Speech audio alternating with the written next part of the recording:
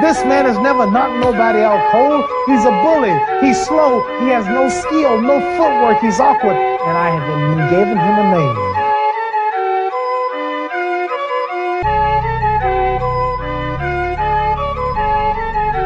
Because he fights. When he's fighting, if you ever watch him in the ring, he drags like that after his opponent.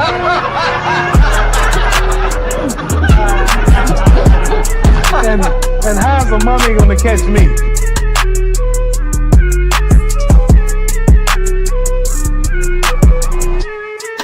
And all I had to do was to go out and beat a man who had no skill, no class.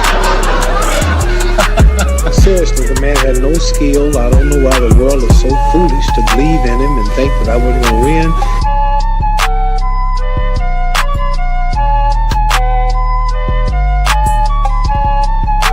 Well, when you say you're ready to go to war right now... I see that guy on the street, I beat him before the fight. You'd actually take him on before the fight? Beat him like I'm his daddy.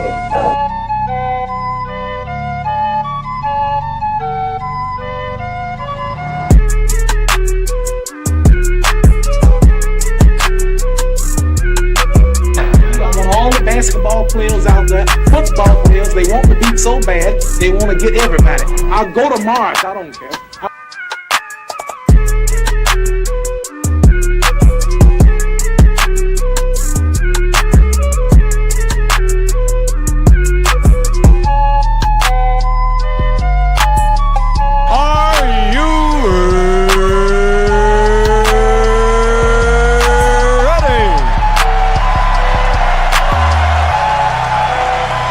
For the thousands in attendance and the millions watching around the world, let's get ready to rumble!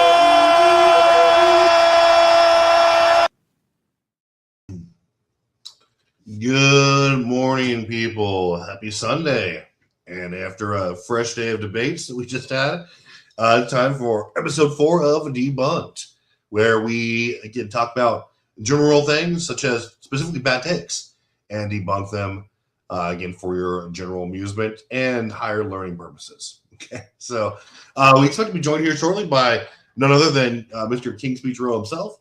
And as you can see today, we're going to be talking about maybe something that we've and many others have covered in the distant past recently. So, but we want to do a little bit more thoroughly here today, where we actually discuss and cover what does it mean to have a criteria? What is a criteria? Okay. And what is it? So you hear that throwing around, you hear people's top to the ranked players. It doesn't even have to be NBA. It can be football, baseball, whatever sport you're talking about, but specifically in the league, right?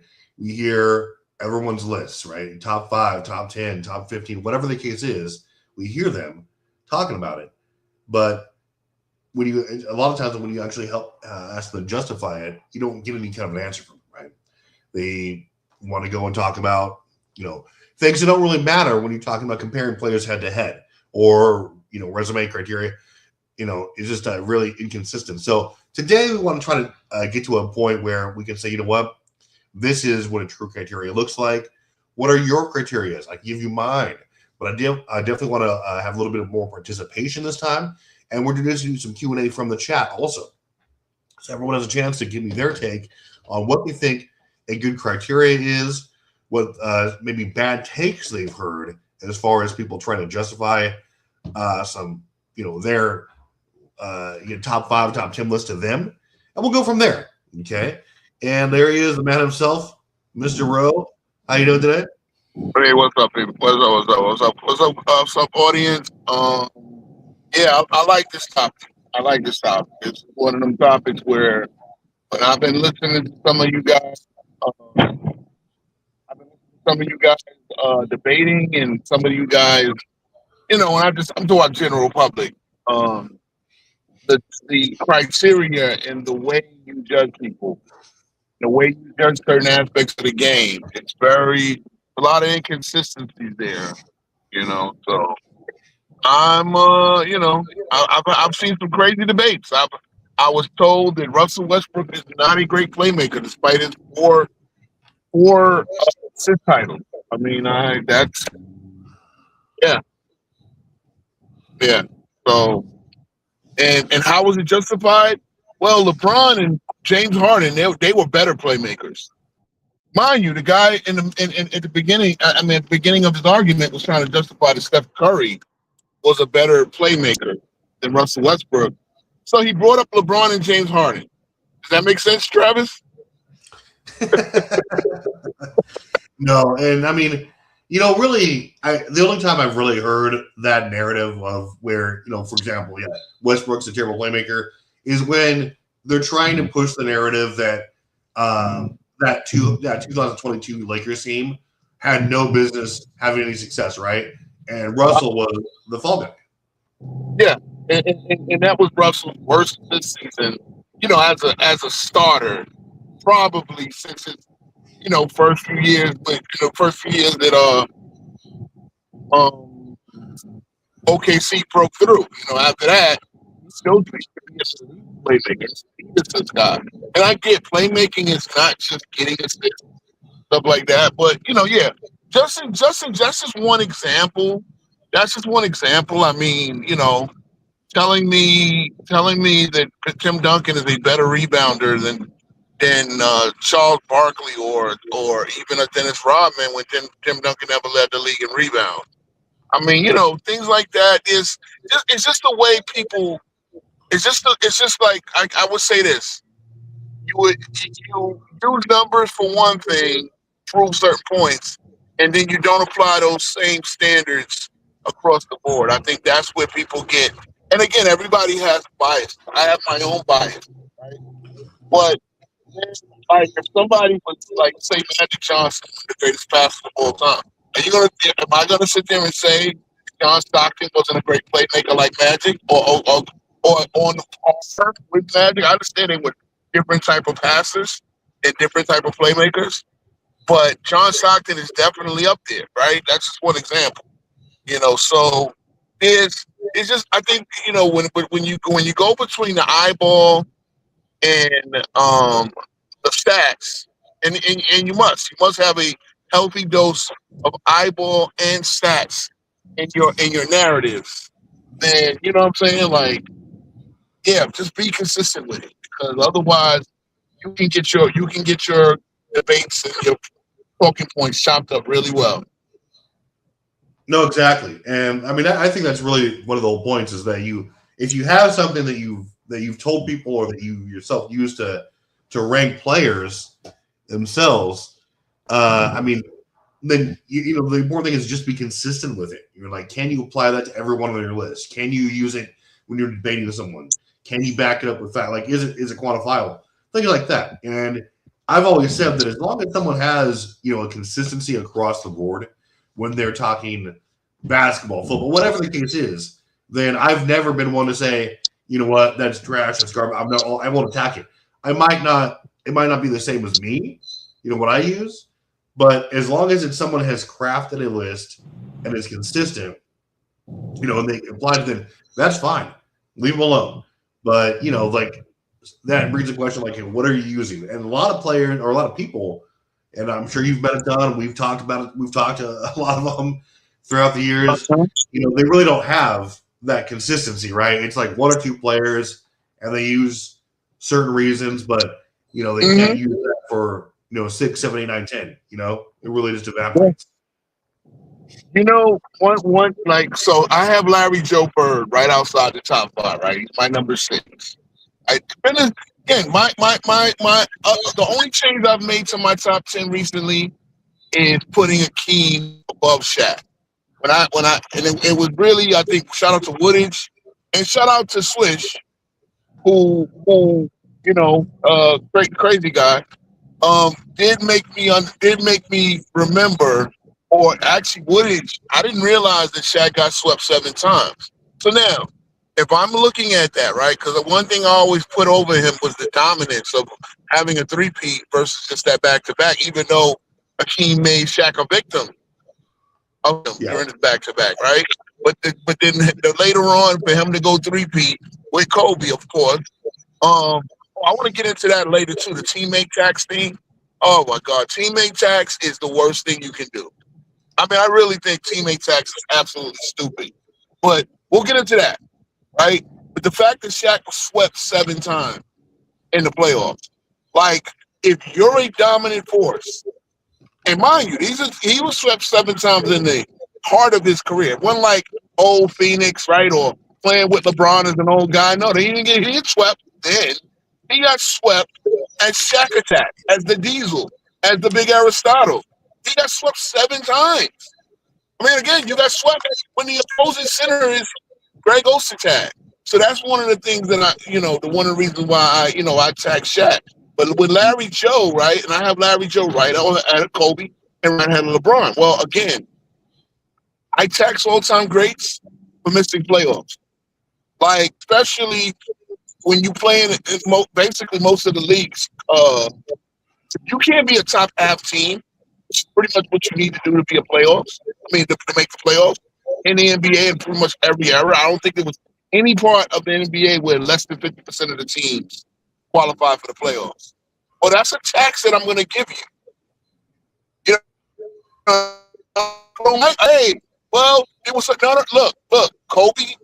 Again, all you ask for to make the playoffs every year is to be a top half team, and I think that's what a great should do. So even Larry Bird, this season where he played like 8 games, the Celtics were 42-20, 42-40. I mean, and they made the playoffs. But you could see not having Larry hurt the Celtics, but they were still good enough to make the playoffs, and he was still good enough to contribute in the playoffs when I guess he was reasonably healthy, right? But again, with the bad back, the last 3 years of his career, he made the playoffs.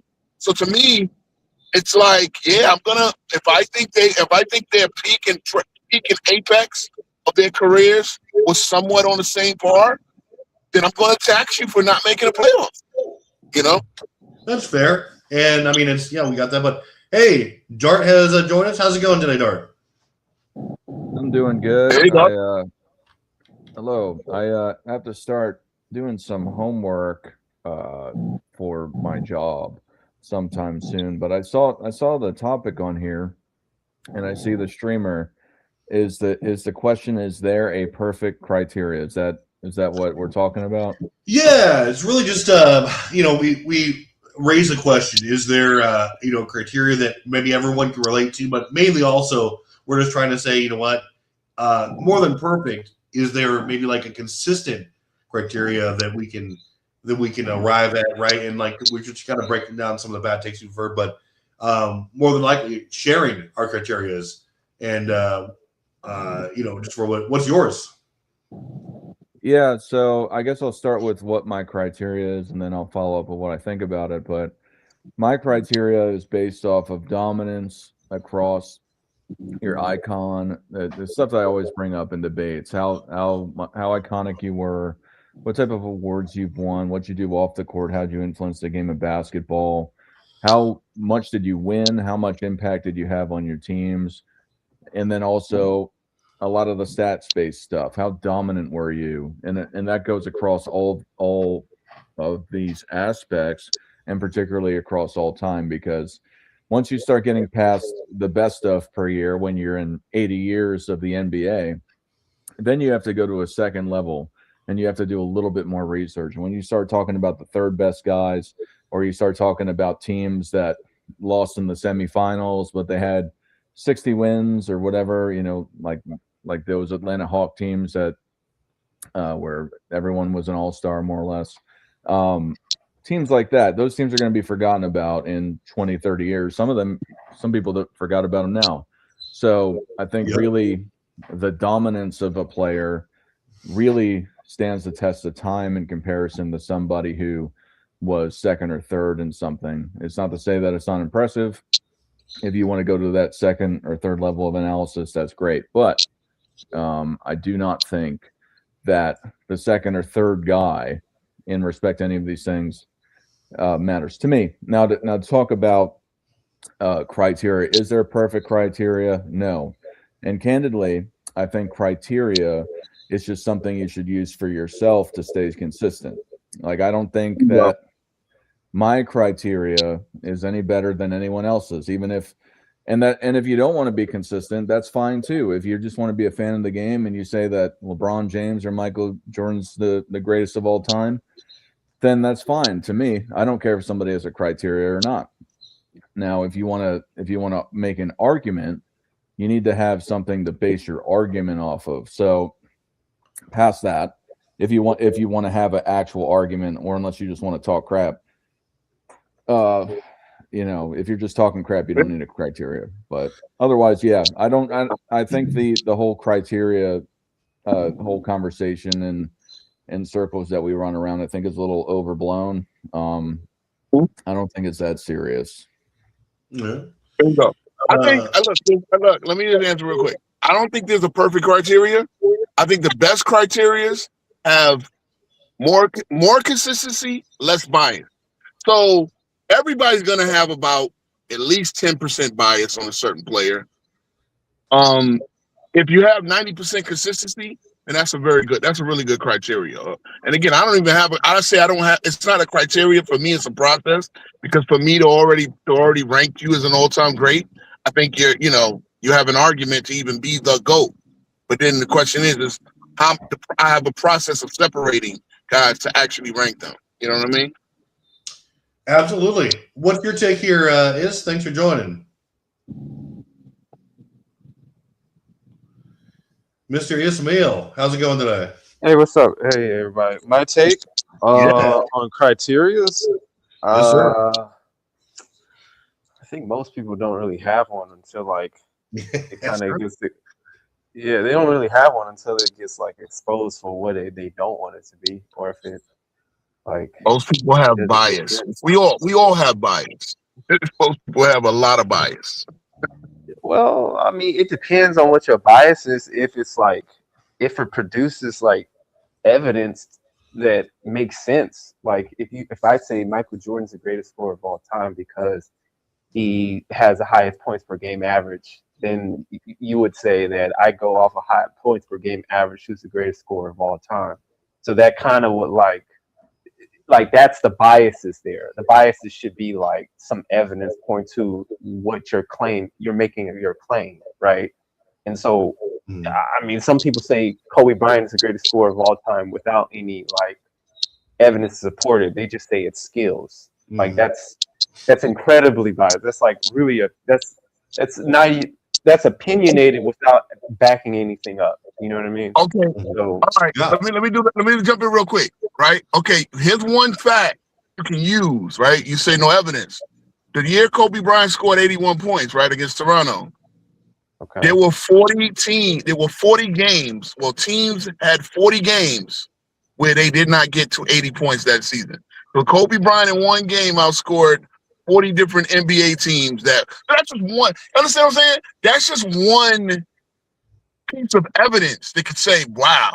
I mean, I don't even think Wilt Chamberlain, when he scored 100, you think they were 40 teams? Well, first of all, you played less games, so that's not fair. But even if it was 10 to 20, because being the pace, for 20 teams not to score 100 the year he scored 100, that's kind of crazy. Because remember, he scored 81 in a dead ball era. They look at the mid 2000s, the early mid 2000s. Who would be number two? Who's number two then, based off that logic? Who is number two? Well, again, see, I don't think Kobe's the greatest scorer of all time. I'm just using you made an argument. I didn't. Yeah, that's what I'm saying. I made a devil. Hold on, sir. I made a devil's advocate argument. See again. Here we go. No. Yeah, Dart is really biased for George Mikan. We know this. But no, I made a devil's advocate argument to support a claim. You know what I'm saying? That's not my claim. But I'm just going to say, if I had to see, you got to understand, right? If we can use facts of evidence to support certain claims, okay, I'm just going to find out one, like that was pointed out to me that 40 NBA teams did not reach 80 that season. So that is just one, you know what I'm saying? So I'm not saying that Kobe is the greatest scorer. I'm just saying if I was to make that argument, then that would be one piece of evidence that I could use. Hey, in a dead ball era where it was hard to score, Kobe dropped 81 on an NBA team. So, again, this is where it's fun in having debates because you can go a lot of places with it, and you can just use facts and statistics to support claims. You know what I mean? It's not that doesn't make it foolproof or I don't think you counter it. really, I don't think that. I see what you're trying to say, but I don't think that really supports a stronger argument. I mean, why Kobe's It doesn't great hurt it. scorer. Hold on. It doesn't hurt the argument that now does it? I think that I forgot. It's got to be some type of fallacy. Yes, that does hurt the argument. Like it's like I think we you have to be incredibly nitpicking. Like you have to incredibly nitpick. You have to nitpick so much, like to create something like that. To say because can we get a row-ish debate on that? Like who the greatest scorer of all time? It's already I think look. I even want to debate pro LeBron one of these days, bro. I wanted to understand that I'm a pure debater and not just a biased guy. I actually want to make a debate for LeBron on one of these days. But just to tell, like, I think the best debaters go by what they believe, right? Yeah. And I mean. Well, not to get too far off topic here, but like I think I understand what you guys are saying. Like what Ismail said is I like what Ismail said about how there's a certain degree of bias and everything, but like I said before, as long as someone comes up and says, and I've said this before, I said this to King John all the time. I said, as long as you have a consistent, I don't care what your bias is, as long as you can apply it to every person on your list, that's fine. I'll never attack it. Like I said, I used to disagree with like when me and Dar would talk, very beginning, we would talk about our separate criteria. I was like, I don't like yours, but I respected it because he was able to apply it throughout whatever list, we were talking about. And then, I was like, you know what? I took a step back and I'm like, a lot of people that I've talked to have done that same thing. I've just disagreed with, things we're saying, but that doesn't give me the right to invalidate it, right? Because some of my things that I say might be, questionable to them. And, like, hey, the greatest scorer, right? That is a loaded question that has so many different. I just read, like, obviously you can make an easy case for LeBron, right? Easy case for Will. Easy case for Mike. Hell, Kobe, whatever the case. But, as long as it's consistent, we can have those talks all day. Yes, I got a question. George Mike. Yes, I got a question. How if I brought up the Kobe point, right? The 80 points, 40 teams didn't score 80 points that season for the entire game as a team. How would you counter that? Just so like what's your assertion? So the assertion is Kobe's one of the greatest scorers of all time. And I'm not that's just one instance. Kobe had like the most 40-point games in a row. Or the most 30-point games in a row, something like that. So if I was arguing against that, I would just be like, okay, I mean, I would say if you were trying to say he's one of the greatest, I don't think there's an argument against that. Or if he's not, or the greatest, I would say, okay, cool, like 81-point game. He took 46 shots. That was like 30% higher than the leading shot taker that season, which was also him, like for an average game. I mean, he was. You're not gonna score 81 taking 30 shots. I mean, unless it's all threes, right? Unless you go 27 for 33 and no free throws. No, he was efficient. Like obviously, he went to the line 18 times, but that's him. I liked his performance against the Mavericks like a couple weeks before that better than 81-point game, personally. I think that's kind of insane, like cherry picking, because when you make a claim somebody's the greatest, that to me that's an understanding. I understand from your understanding that's what it takes to be the title of something. So that makes it somebody has to score an insane amount of points in the game while 4 other teams haven't made it. So somebody scores 200 points today, and no other team reached 200 points. 4 other teams don't reach 200 points, and that makes them the greatest scorer of all time. That's just like here's what the separation is, right? Look, is any basketball game ever been won by a single shot made?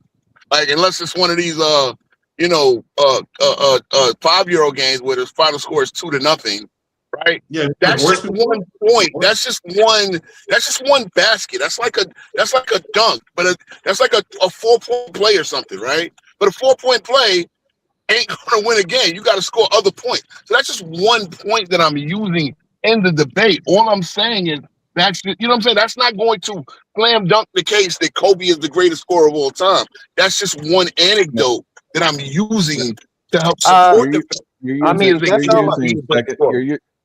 You're using second or third level kind of analysis where I like for me, I try to use those ones that just hit, as the kids say, just those bangers, like, okay, scoring titles.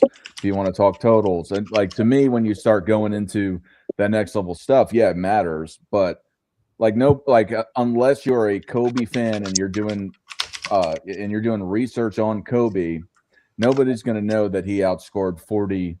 Like to me, I think in arguments, if you're like, yeah, bang, bang, bang, until you start splitting hairs. If you right, that's like an icing on the cake type of thing. Like when I think of championships, like that's just to add a little oomph to it. You know what I mean? That doesn't like point. It's 1 point in an overall argument. You got to make multiple points. The focus of the argument, in my opinion, should be like what is easily understood. You know what I mean? Like what should be like how do I describe this? You know what I mean? Because all I can say, that's just insane cherry picking. Like if you want to say that, did you know that Kobe did this as well as being part of being the greatest scorer of all time? Like I said, if you want to say Michael Jordan scored 40 points in an NBA final series, right? That's like the small ingredient to like the entire recipe. You know what I mean? Well, the difference is saying that Michael Jordan had the highest points per game in playoff history in a series. Like that's more oomph than saying, oh, he had 40 points. Like saying 40 points is just detail. I know. I understand that, but it's even better when you say Michael Jordan owns the record for the highest scoring average in the playoff history. And that's better than even saying just a series. I'm just saying like, or even the example, he scored 69 points in a playoff game.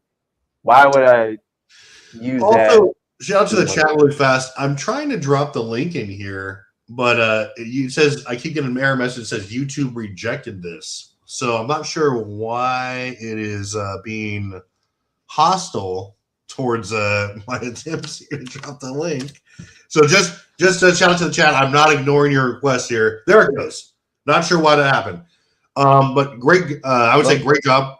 So Ro needs to drop the link on his channel because we don't post to his channel through StreamYard. Yeah, do that if you can, Ro. Drop the link because some people are asking for. But as far as that goes, you guys are right. I think there's a ton of you can say a ton of ways to do it. There's ample evidence for every player. Like with Kobe, I mean, I used this in a debate a couple months ago, right? I said Kobe's one of only 3 players to lead an entire decade in points per game and total points scored, right?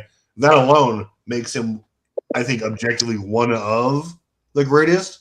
The only other 2 players were what? Kareem and Wilt, and they are 100% top 5 scorers of all time.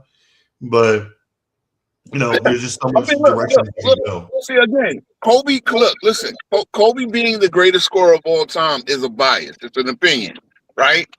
The facts and figures that you would use to support that are something that you need to put in your debate speech, right? So, I just use one arbitrary point to kind of support that. And again, it's not going to slam dunk the case home.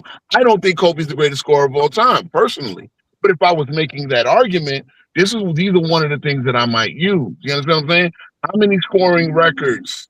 Things like, and again, then I'm going to look at the actual ability or the ability to create offense or to create scoring opportunity. How tough was it to score? Whatever. Things like that. How creative are you?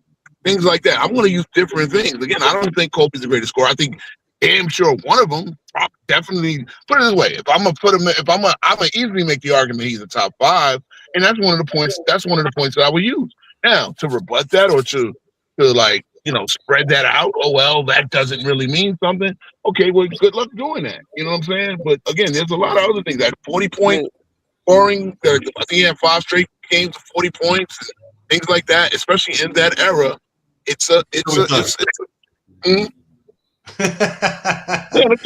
Remember, there's a lot. Mr. DLB. Yeah. How are you? I'm good. Awesome. Give us your take on what do you think your good criteria is? What's a bad one? Maybe who your greatest scorer of all time is. I think if you are constantly scoring the basket with a move that no one can defend, in my opinion, that makes you more of a greater scorer than, let's say, you just going in for a layup or getting cherry picking dunks and all that sort. Mm-hmm. I agree. Yeah, I mean you see a lot of like that goes into like the skill debate, right? The skill conversation where you have so many players who are just, they're not 360 pounds, 7 feet tall. They can't just bully the way to the basket, right? They have to have that exquisite footwork. They have to have, great touch on their shots. You have the Kobe's, you have the T-Macs, the Mikes. LeBron really polished his game as his career went on. All these players, who Paul Pierce, like the list goes on, right? We've seen them. There's in the NBA today, there's a million of them. But I agree, that's a great take. Like those are maybe the skilled and effective players in scoring, but all kinds of ways to score in the NBA, right?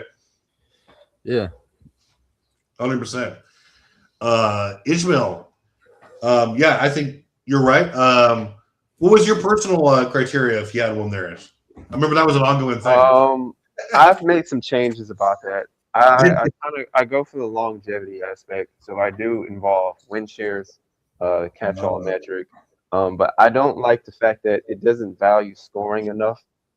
In my opinion, I think scoring is the most important aspect of the game. So I use win shares. So stats, win shares, career win shares, points per 100 possessions, scoring totals, and you have to win a championship.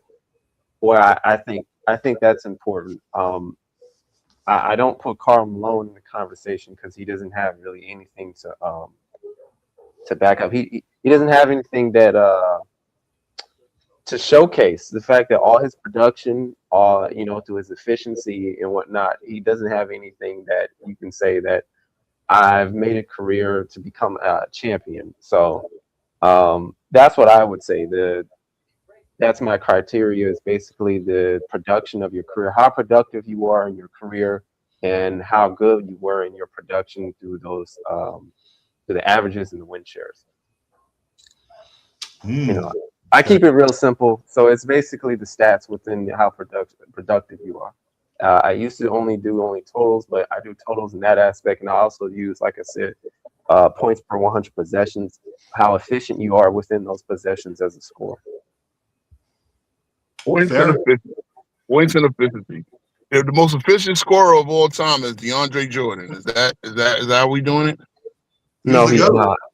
No, you're talking about true shooting percentage. That's field goal percentage, right? I mean, come on.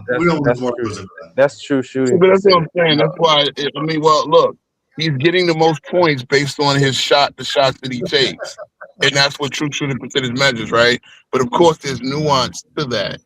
And the fact is, you think about a guy who's getting 80% of his shots off of lobs. He's not creating. He is created for, and that's where that's where nuance comes into the conversation. Again, criteria is, there's a lot of different ways to look at the game. So again, I use the DeAndre Jordan talking point when it comes to the word efficiency, because that's not a word that I like. I don't think it was used before a certain era, really, before we started started the whole analytics led driven process of like designing offenses now. And I think that it's been good for the league, but it's also been to the detriment where everybody's playing copycat basketball. So there's a certain level of creativity that a great scorers, Well, I also use totals, but I'm not using true shooting percentage. I'm using points per 100 possessions. And so even if there are players like Michael Jordan who's still ranked number 2 all time behind Joel Embiid, despite the fact that they didn't play in an era that is compared to the efficiency players play today.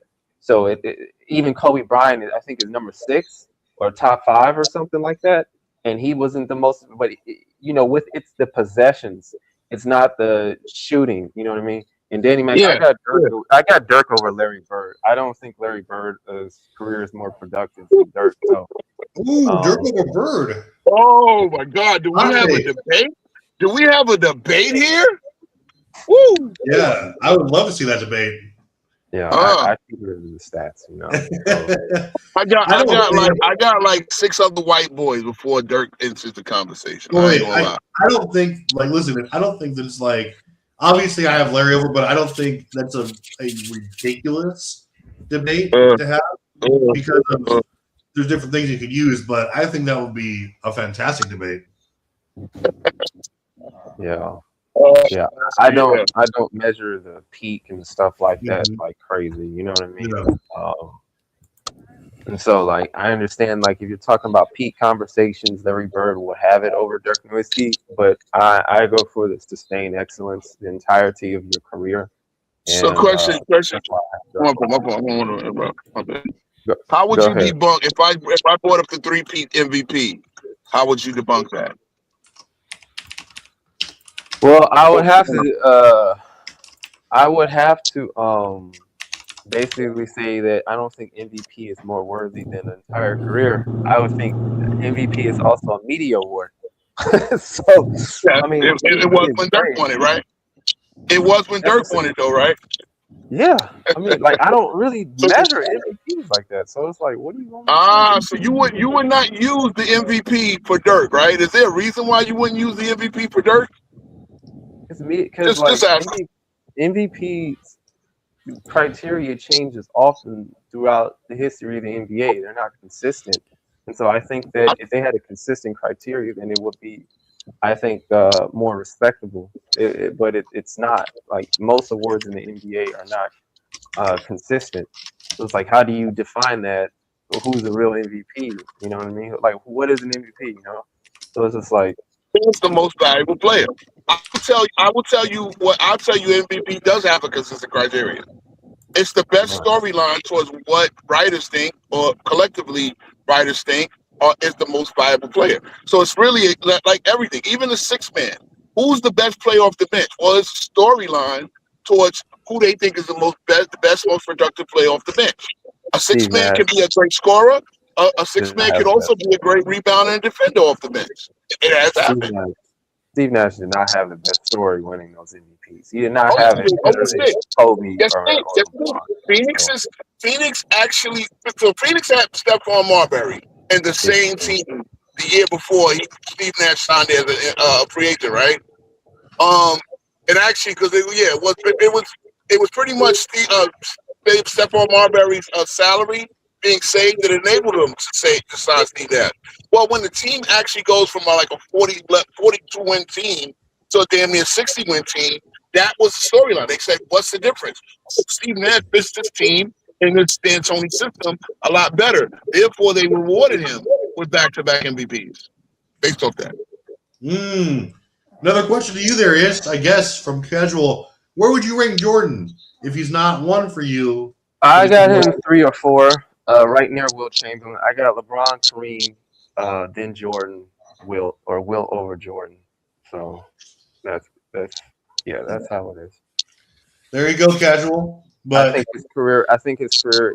Jordan has longevity. His stats, his production, like, says that, you know, there's evidence to say that Jordan, even through his longevity, is top 3 all time. So.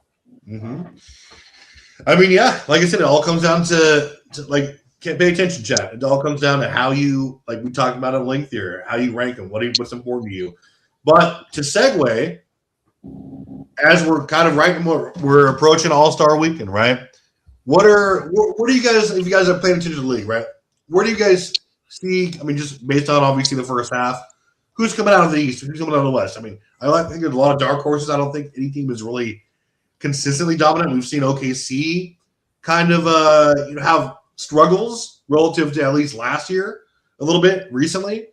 What do you guys think is going on like right now? Ish, kick us off. Yeah, it looks like they're falling off.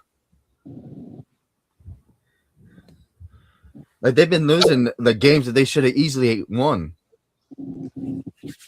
Yeah, no, for sure. Who's this, OKC? Yeah. Yeah, I've said this. Okay, first of all, as far as my finals, what I picked Knicks in Denver before the season. I see nothing unless injury, and the Denver's dealt with injury quite well. Unless injury changes that, I think it's still going to be Knicks in Denver. Now, OKC, I've said it. Say again? Yeah, that's my finals too. Yeah, OKC has never been an unbeatable juggernaut, in my opinion. Now they they could very well get back there, but I do think Denver, if healthy, would probably beat them, especially based on the improvements they made to the roster. I think Denver would beat them probably in 6. That's just my opinion. Yep. Yeah, Denver was. Okay, I'll get that go. It's a lot going on in the NBA right now. Like in the East, like I just can't. I don't know what to say. I don't have any predictions.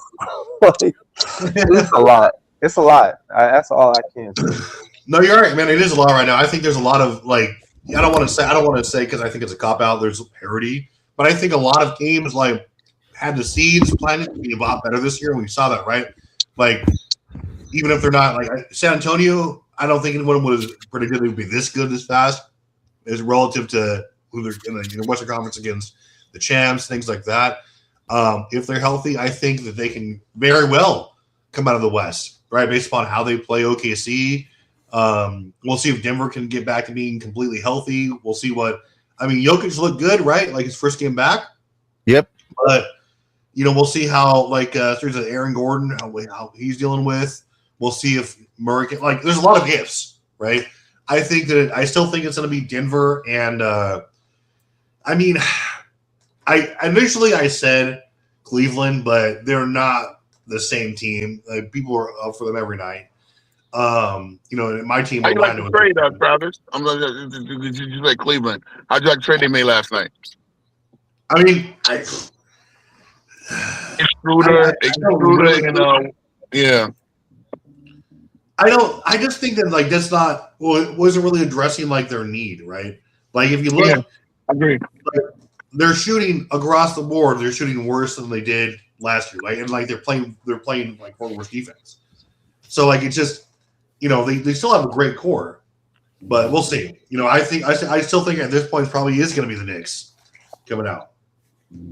Yeah, and look, parity is not a cop-out. I said it would, 10 toes down over here. I said it was going to be parity. I said this league was going to look like the 70s from 2019. I said the era of stacking a team and thinking it's going to win every season. We're not going to have back-to-back champions in this decade.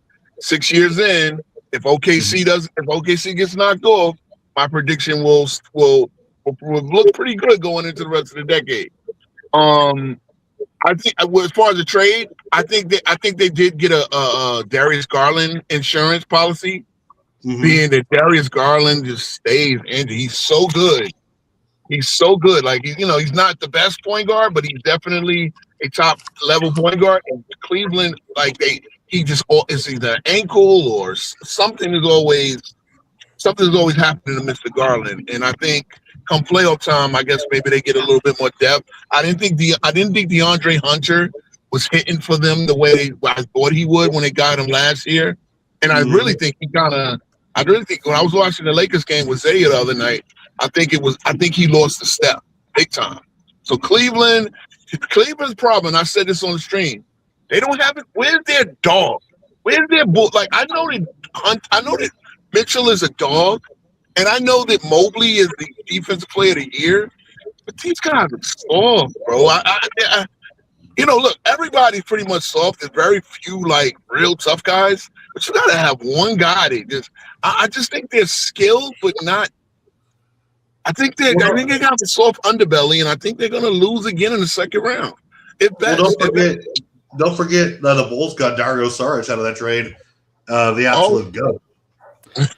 Dario Saric. Yeah, man. After this, my dad feels the same way about Kentucky. We don't have a dog either, and that's why we should win a lot more games than we are winning. Yeah. Well, at least you're not becoming a NBA factory anymore down there. You know what I mean? You're actually trying to build get a couple of guys that'll stay there a couple of years instead of changing the team every year. That's that hurts. That helps. So might be a year or two. Yeah, it might be a year or two before Kentucky gets back to Kentucky basketball. Because I didn't like. I mean, Calipari was producing pro after pro after pro, but he was never building anything there. You know what I mean? So. All these one and dones, they're like you can't build. Even my Duke levels had to figure that out. But so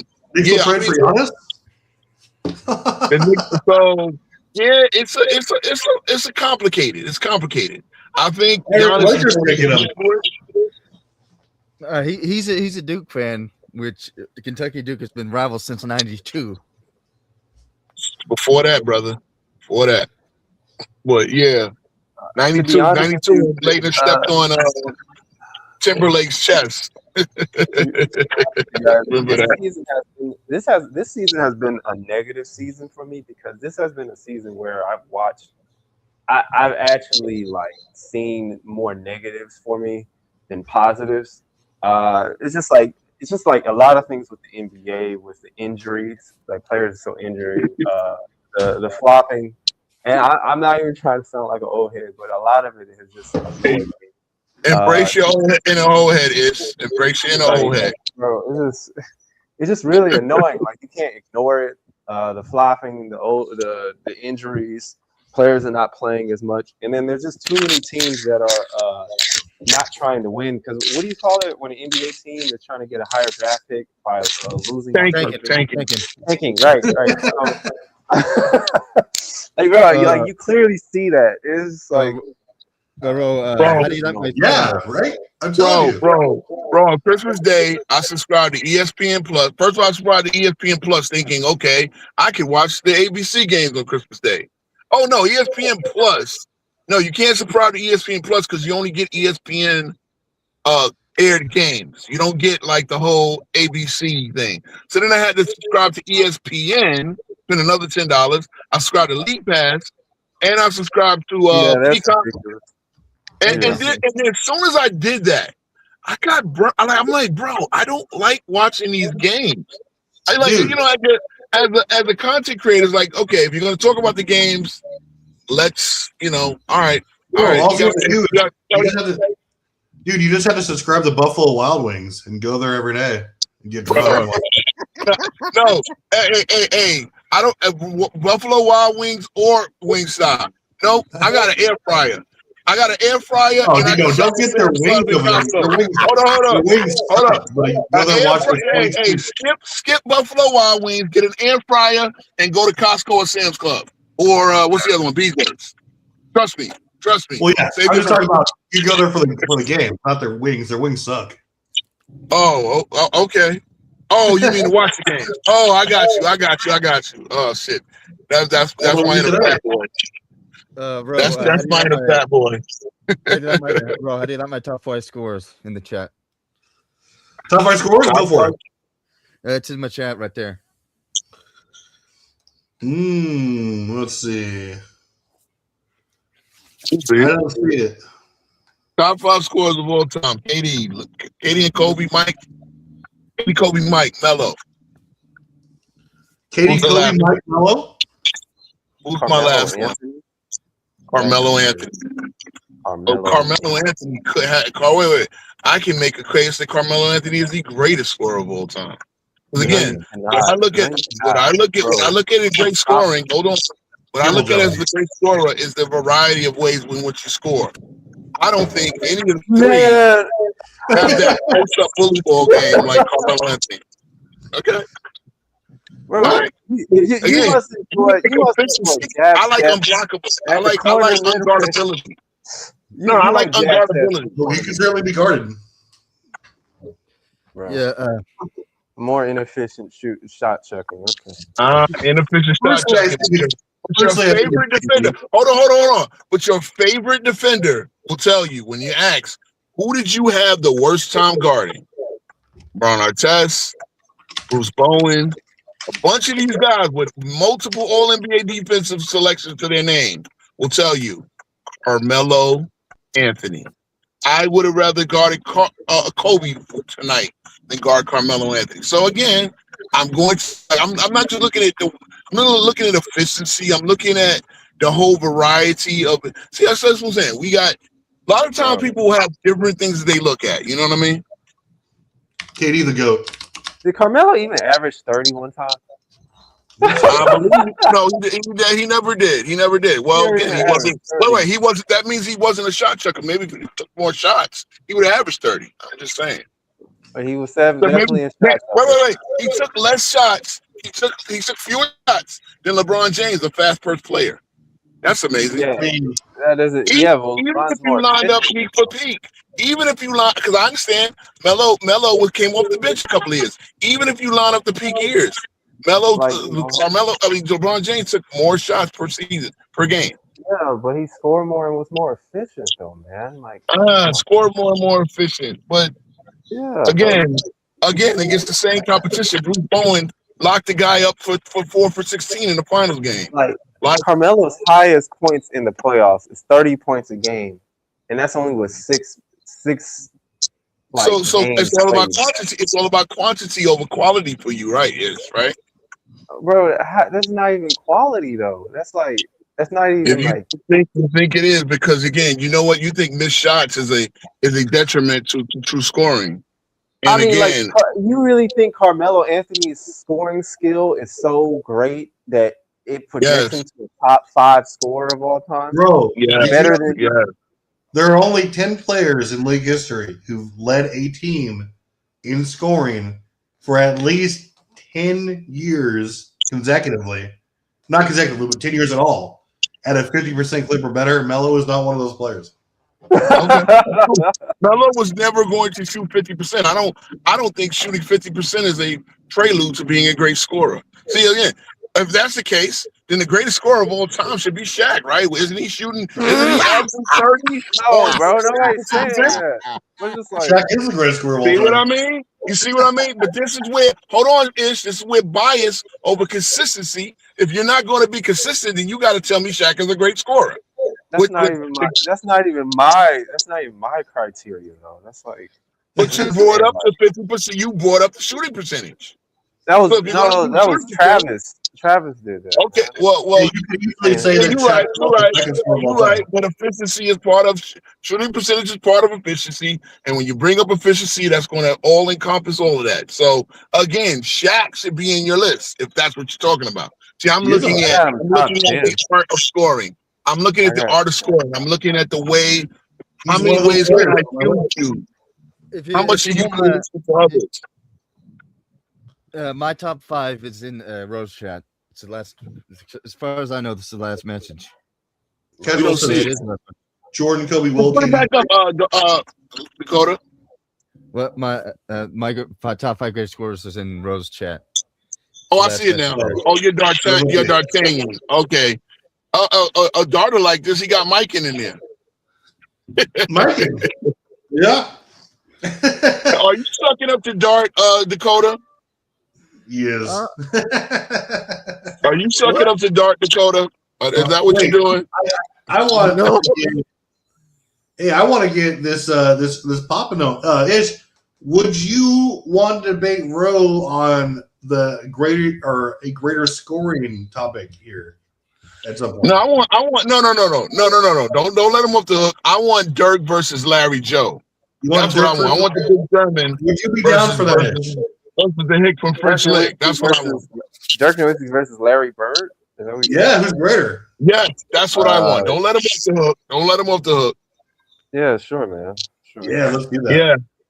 That would be the greatest shooting big man of all time versus The hick from French Lick. We got this. Let's go. The hick from French Link. Wow.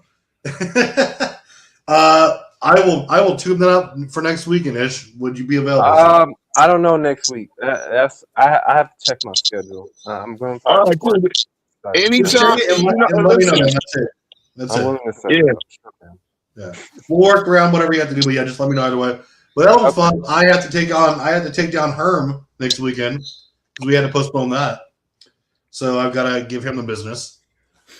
Yeah, and remember, we can also do we can always do special edition Thursday night shows or something like that. Just let me know. I can always remember. One of these days I got to host a debunk. Travis, you know what I'm saying? We gotta get these host the bug next week. These shows are fun, bro. I ain't gonna lie. These shows are fun. We're joking. We're joking and serious at the same time. Like, yeah, man, come on, we got to do this. We got to keep our content lighthearted. You know what I'm saying? It's not always. We're not talking stocks and bonds here, man. We're talking. As long as our show doesn't drift into the waters that are like, hey, our show is only going to be about one player. We like that player. This other player sucks like ass. We're never going to do that. Right? Exactly. And we don't duck debates too. Yeah, Hey, Sub and King Shy, who ducked two yesterday, huh? I heard he ducked sports and he ducked Robin, man. Yes. Oh my God. Damn. I legit called him out for being on for Robin modding him. I don't know why he did.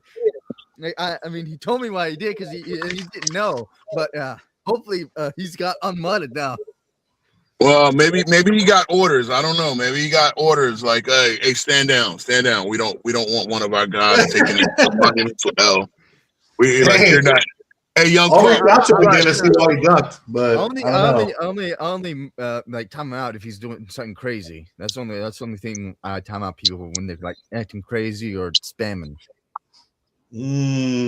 All I know is he didn't respond. And he was on the docket to give that smoke with King Rowe. Yeah, I saw him yesterday too. I saw him around. I saw him at the time. I didn't see him on TikTok, but I wound up seeing him somewhere. I'm like, oh, okay, all right, that's how they do it. All right. I mean, hey, I don't take it personally. You can delay the ass whooping as long as you want, bro. So don't take it personally when belt comes out, because I might, when the belt comes out and it's belt to ass time, I might have a nice sharpened leather big strap for you. Shout out to Zay. I wouldn't do that just yet. Hey, I'm trying to lure Casual out of retirement so we can give him more smoke. Oh yeah, what up with Casual? What up, Kaz? I see your comments. Yo, Ro, I might give you my Nike belt to use. Do it. If you're saying Duncan in top 5 for greatest, sure, might agree, but a score top 5 greatest scorer, Duncan, no, definitely not. I don't see how you can make that argument. Would Magic be one of those? Would Magic be a greatest scorer? Greatest score, greatest score of all time? No. I mean, I don't see how you can greatest passer, sure, but I mean, the greatest scorers of all time. At some point, you have to use some objective reality, right? And so those Magic's not going to approach anything that qualifies him, not totals, not points per game, not peak as far as the points go, right? Other things, sure, but when you look at, there's a handful of people who really you can knock around to have the greatest scorer of all time to be. But I mean, Magic was a capable scorer, especially in his later years, right? 100%. But you scored 42 points in your rookie year. Wait, you scored 42 points in your rookie year at age 20, win an NBA championship with Dr. J on the court. Mm-hmm. And you tell me this man can't score? See, again, now, and again, I'm gonna drop off real quick. It was another great show, Trav. For sure. This Magic versus Curry thing. I mean, I've even heard some crazy names that are Magic. You guys need to understand, Magic is without a doubt a consistent top 10 player. I think you're crazy if you don't have him in your top 5. If you don't have him in your top 5, but if you have him outside your top 10, And Curry? No, bro, no. Curry is great. Wait, I have if Curry you're going higher to than use Tragic Johnson, hold on. If you're going to use Tragic Johnson, right? Hold on. I mean, But I'm going to say this. I'm going to get warning for those that use them. Anybody wants to debate me on Magic versus Curry or whatever, I'm going to warn you right now. You use Tragic Johnson, right, where he dribbled the clock out. Trash. Well, actually, he dribbled, and then it was like 1 or 2 seconds ago. Okay, the game went to overtime, and that's where they lost. Curry in Game 7, after having a perfect regular season, had 16 points and 2 assists. Trump card, period. Like, you go on one moment versus having one of the worst drop-off Game 7s in NBA history. Go ahead. Good luck overcoming that obstacle. Saying. Hey, I have Magic at 7, so that's fine. Yeah, I mean, Magic's in my top 10 too. Yeah, Curry's not in mine. Curry needs another ring, and then maybe I'll consider him for the top 10. But Curry's great. But Magic Johnson, hell no. Curry's in mine, but that's because I think Shaq and Braun. Matter of fact, let's keep it real. Let's keep it real. Again, this is no knock to Curry. Curry's a wonderful player, wonderful person, right? Well, Curry is like one of the best guys in the NBA. Like, there's nothing to dislike about him. But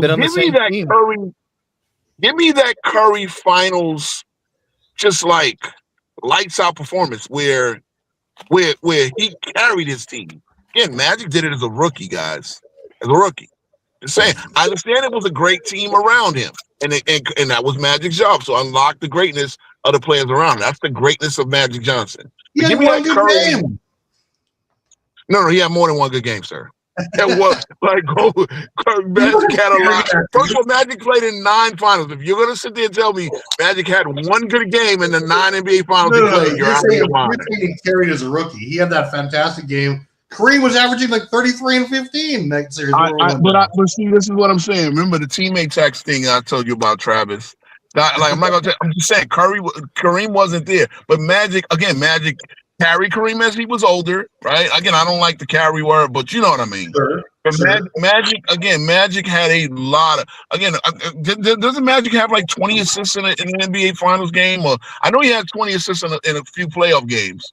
Like, Magic was just terrific. I've always said that Kareem, in my opinion, has had the most help in league history as far as championship wins. What if I tell you that Klay Thompson has more marquee God-like performances in the playoffs than Curry does? And again, I'm not trying to knock the guy, but this idea that he's the GOAT he's the GOAT point guard based on 4 championships in the Golden State Warriors era. I mean, I don't teammate tax, but I need to understand how Curry, who's not even the best playmaker on his team, is a better point guard than Magic Johnson. I'm sorry, guys. I think you hate Curry. No, I love Curry. I just said he's one of the most wonderful human beings in the NBA. Like, there's nothing to dislike about this guy. I got Curry over Magic. Sorry. Oh. Yeah. Let's say they wild. It's wild. Absolutely wild. Not that wild. People have been making the argument for a minute now. Just like and you can't debunk anything I said though. 16 and 2, 16 points, 2 assists in a game 7. Go. So why would I debunk that? Like, I've got that. I don't really care about that. I've got Magic 4. That's the bias. So we're not going to tax guys for severely underperforming in the most important game of the season. I got you. That's the bias. I don't tax players for underperforming. Like, if they're like, Curry's career speaks for itself, that he played more great games than actually underperforming. So I don't. That's true. I don't see. No, that's true. But again, people will say, "Oh, Tragic Johnson." I don't. Again, it was one moment. Tragic Johnson was a one moment where he forgot the clock. He did not, that's just like even J.R. Smith. He forgot to score. But J.R. Smith was killing it in the finals a couple of years ago. And he was I try to keep my perspective as objective as I can. And so it's normally going to be through the numbers and stuff. I don't care for the moments and whatnot. The moments is just everything. That's my biases. I wasn't around for every moment, so how can I like go based off of that? That's true. Like, That's true. But remember when it comes to moments, though. Remember when it comes to moments. Jerry West, the logo, the late great Jerry West said this: 5 plays go the other way, and I have 5 NBA championships. 4 plays go the other way, and I have 5 NBA championships instead of 1. And sometimes that's the big deal between winning and losing. Like, and that's a fact. Like, a couple of plays go the other way, and you know, Real would have a couple of less championships, and the Lakers would have won a couple of those years. But that's how it goes. Sometimes moments really matter. But it's not everything. You're right. It's not everything. The Eternal Basketball Family says Magic Johnson, mid free throw ball. He is not even a top 30 all-time player. What? Who said that? Who in the hell said that? Where it says top 30 though? He didn't say that, Travis. He didn't say that. His top 30 is just 29 LeBrons in Magic. I've got Magic 4 and Curry 9. You got Magic number 4 all time? 4? Yeah. Oh man. Like how? Like, that don't even make any sense. Like, bro. Wait. So it makes sense for Duncan to be, because he's the greatest. But if you make the point of Magic being the greatest point guard, and you have him 4th, 9 finals runs in 12 years, 5 NBA championships, 3 MVPs, that's a problem. I hear you. I hear you. No. All right, guys, I'm out. I'll catch y'all later. All right, we'll let you up. I got Duncan 10, so. That's fair. I mean, obviously, we're all going to have the same guys pretty much. It's just the order, right? I have Curry at 10, right? But I mean, I have Magic at 7, and I have guys like I have Tim Duncan and Hakeem Olajuwon on my top 5. You know, right now my top 5 is Braun, Mike, Kareem, Duncan, and Hakeem, right? But you know, it's all just about what you value. So, but I have Kobe in my top 10 too. So, you know, a lot of people don't. Certain people on the list. Yeah. But anyway, guys, we've been setting up. Oh, good. Sorry, man. That list is just like, that makes no sense. Like, they had him as the top, as the number 1 in the 2000s, and they put him out of the top 10. That makes no sense. Well, this is a great crowd we had, actually, guys. And Danny Mac, all you guys in there, Woodage, Eternal, Danny Mac, Rap God, all you guys, we want you guys to do what Ishmael is. Come on the show. Chop it up with us. Agree to have debates. We will plug you into our debate system, right? Instead of just like, it's been, we believe me, we have some variety, right? We have some parody. But I want to debate different people, right? They want to debate different people. We want fresh perspectives in here, fresh topics. And so we got to get everyone in here. It'll be so fun. And like I said, you guys have a safe space so you don't have to worry about, we're not going to trash your favorite play. You guys can say whatever you want. We have open discussions like this every single week. And it's fun, right? We don't have to, you don't have to worry about getting put on the spot or clipped up, whatever. But with that being said, this is episode 4 officially of Debunked, where it follows the debate day, right? And today we talked about, hey, what was your criteria? What does it look like? Chopped it up a little bit. But we're going to cut it out, and I'm going to let my boys here have the final word taken around, and whatever they want to say. Go ahead, Ishmael. Appreciate you guys having me here. We'll be showing up as much as I can. This was pretty fun and everything, and that's all I have to say. Yeah, just everybody take care and have a good one. Awesome. DLB? Yeah, I just hope everyone has a good rest of the Sunday. Awesome. And, peace. Perfect. Well, you heard them, guys. You guys have a great rest of your Sunday. They joined us here, chopped it up, added to the game, added to the stream, and we covered everything that, again, we'll have another fresh episode of Debunked next week. And along with, again, you're what you come here for. We know the actual scintillating debates. Okay, for sure, myself and Herm will be going at it this weekend, and the others are going to be TBD. We'll find out exactly what's going down, and we'll let you guys know. And you guys, by any means, contact any of us, right? If you guys want in on that debate smoke, that debate round robin, let us know, okay? And we will set you guys up, and it will be awesome. We'll put you on live, and we'll see who's the best of the best, all right? So with that being said, thank you, everyone who joined up. Again, tell all our friends, like and subscribe to Lights Out, please, all right? And King's Speech Row. Like and subscribe, tell everyone about it. Tell them we're the new debate game in town. And again, you can bring it. Everyone wants to smoke. It's going to be lots of fun. Okay. So have a great weekend, guys, and we'll see you next time.